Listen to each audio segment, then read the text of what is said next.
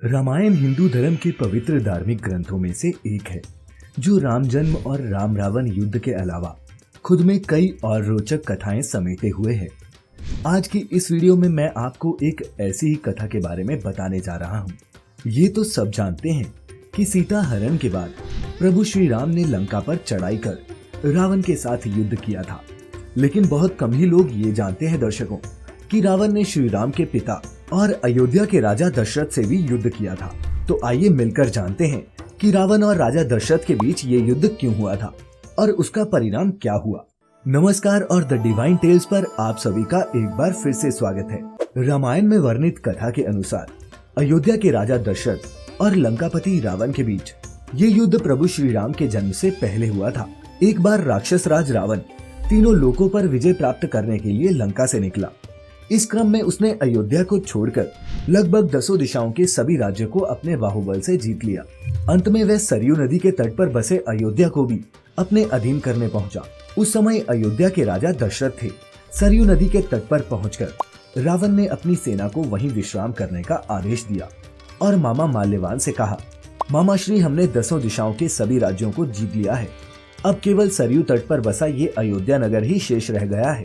अगर दशरथ मेरे सामने झुक जाता है तो मैं उसे क्षमा कर दूंगा। इसीलिए मैं आक्रमण करने से पहले अयोध्या के राजसभा में अपना दूत भेजना चाहता हूँ।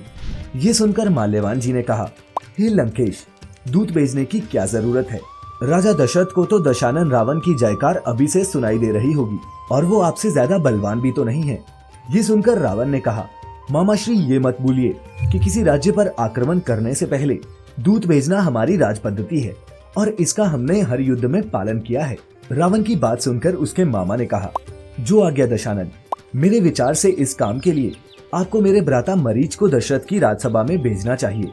ये सुनकर रावण ने मामा माल्यवान की बात पर सहमति जताई। इसके पश्चात लंकापति रावण ने मरीच को अयोध्या की राजसभा में अपना संदेश लेकर भेजा। जहाँ पहुंचकर मरीच ने राजा दशरथ को लंकापति रावण का संदेश सुनाया। मरीच ने कहा, हे राजन, लंका के राजा रावण सरयू तट पर सेना सहित आ पहुंचे हैं और मुझे ये कहने को भेजा है कि या तो कल प्रातः आप उनसे युद्ध करें अथवा उनकी अधीनता स्वीकार कर लें। इसी में आपकी और अयोध्या की भलाई है। रावण का ये संदेश सुनकर राजा दशरथ क्रोधित हो उठे। उन्होंने दूत मरीच से कहा, अयोध्या की किसमें भलाई है ये मैं अच्छे से जानता हूँ। तुम्हारे राजा रावण के अत्याचार से आज तक किसी का भी भला नहीं हुआ। इसलिए तुम अपने राजा से जाकर कहो कि हम रघुवंशी शांति प्रिय हैं। हम राक्षस राज रावण की तरह किसी पे भी अत्याचार नहीं करते, किंतु इसका अर्थ ये भी नहीं है कि हम किसी का अत्याचार सहन कर लेंगे। जिस प्रकार तुम्हारे राजा को अपनी संस्कृति प्रिय है, उसी प्रकार हमें भी अपनी संस्कृति प्रिय है। इसलिए अपने राजा से जाकर कहो कि हम उनकी अधीनता स्वीकार नहीं कर सकते।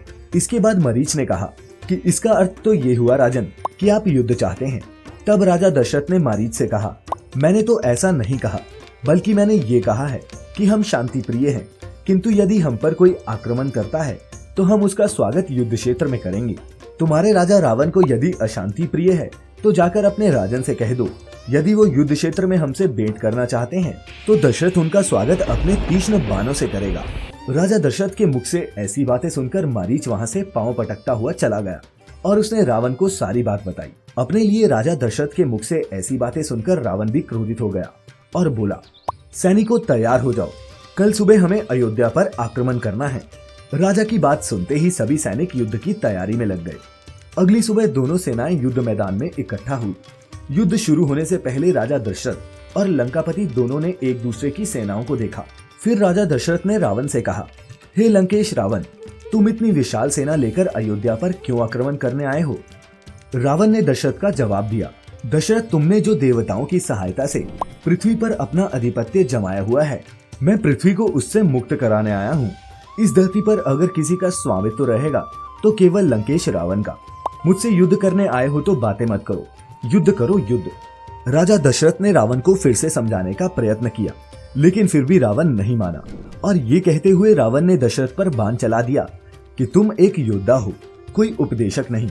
अपनी तरफ बाण को आता देख अयोध्या नरेश दशरथ ने भी बाण चलाए और दोनों के बाण रास्ते में ही टकराकर ध्वस्त हो गए।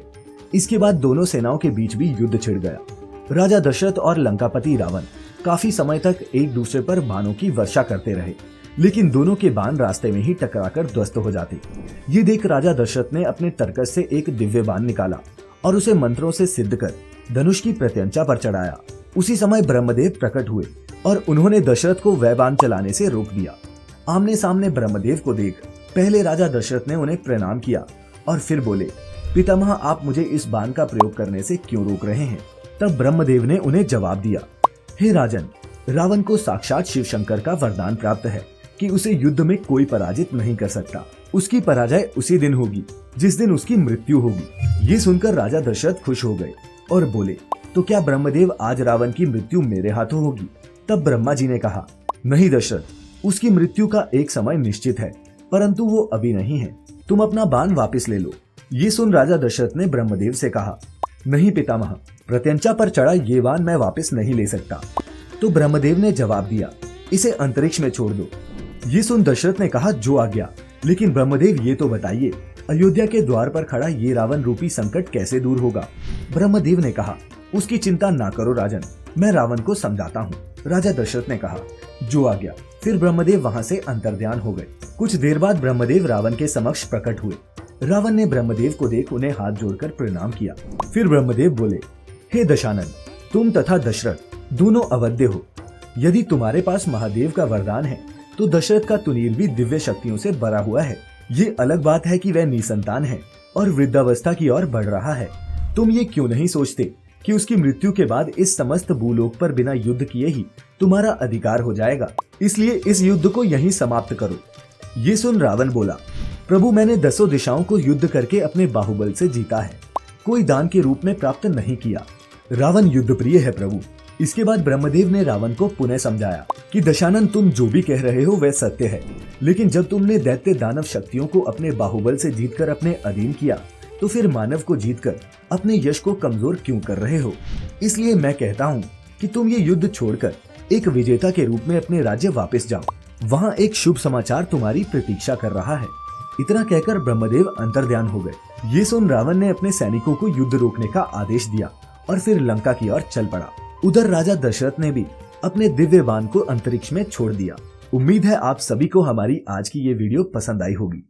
अगर पसंद आई हो तो इस वीडियो को ज्यादा से ज्यादा दोस्तों और सगे संबंधियों के साथ साझा करें। हमारी सभी आध्यात्मिक वीडियोस को देखते रहने के लिए अभी सब्सक्राइब करें the divine tales YouTube channel और लाइक करें हमारा फेसबुक पेज भी। आज के लिए फिलहाल इतना ही। अब हमें इजाजत दीजिए। आपका बहुत बहुत शुक्रिया।